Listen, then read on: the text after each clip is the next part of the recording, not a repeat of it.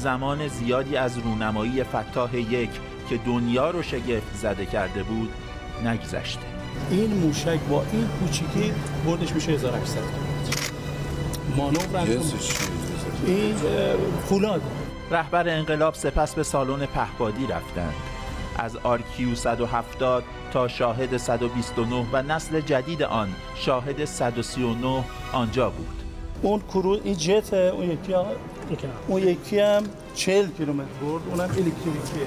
غنیمتیش هم می‌بینید. من آمدم دیدم اون وقت شما به 50% جلوشون 60% و 40%ش رو ولی الان دیگه حالا ملاحظه می‌کنید نه؟ هواپیمای شاهد 149 رو می‌بینیم یا غزه که یک هواپیمای سنگین وزن با وزن حدود 3.5 تن هست که میتونه 500 کیلوگرم محموله رو حمل کنه. 8 فروند بمب رو میتونه حمل کنه. محموله‌های مثل رادار سار یعنی برداشت الکترونیکی رو میتونه حمل کنه با خودش. از آنها اما بگذریم، چون در حوزه پهپادی هم اتفاقی جدید رقم خورده. نامش شاهد 147 است. طول بالش 26 متر است. 26 متر طول بالشه. یک هواپیمایی که برای کارهای اطلاعاتی خیلی امکان خوبی به ما میده. موقعی که تو ارتفاع 60000 پا است، تقریبا آرکیوفر امریکایی هم چیز دیگه، اونم ما 60000 پا پرواز میکنه. امکان دید رو تو ماورای افق میده. دستاوردهایی که حالا قلب آنها با فناوری‌های بروز دنیا مثل هوش مصنوعی کار می‌کند.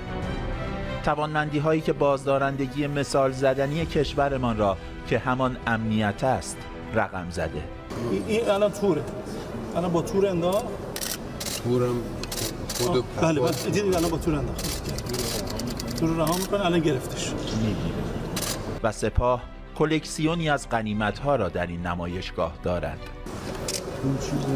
اون گلوبال‌هایی بود که خلیج فارس مورد اصابت موشک قرار گرفت. با موشک. رهبر انقلاب در ادامه به سالن پدافند رفتند. از رادارهای متحرک بشیر و قدس تا سامانه‌های مقابله با ریزپرنده‌ها و سامانه‌های موشکی از برد 20 کیلومتر تا 320 کیلومتر. در نمایشگاه قبلی که سال 98 آوردید، سامان طبس و سوم خرداد اولین نمایش تحقیقاتیش بود. اما اینجا مهران در حضور رهبر انقلاب معرفی شد. مهران به یاد شهدای استان ایلام. مهران سامانه پدافندی دوربردی است کاملا متحرک که با 2 نوع موشک قادر است دشمن را در 320 کیلومتری هم هدف قرار دهد. 2 نوع موشک داره، 200 کیلومتر و 320 کیلومتر. میتونه اهداف دور رو مورد هدف قرار بده، یعنی مثلا بمب افکن‌های دشمن یا هواپیمای شناسایی آواکس، اینها رو در دوردست میتونه زمینگیر بکنه و حسن بزرگش متحرک بودنشه. در بخش دیگر نمایشگاه در حوزه فضایی برای رهبر انقلاب گزارش دادند. اینجا اجزای ماهواره بر و ماهواره های نور 1، 2 و 3 به نمایش در آمده بود. موتور مرحله دومه. این تیکه هم موتور مرحله سوم. با این دوتا به اون ارتفاع 450 کیلومتر یا 500 کیلومتر میرسه. با اون کار تزریق انجام میشه که به 7 و 6 کیلومتر در ثانیه وقتی رسید اونجا اینا جدا میشه. بله اینا هر مرحله جدا میشه.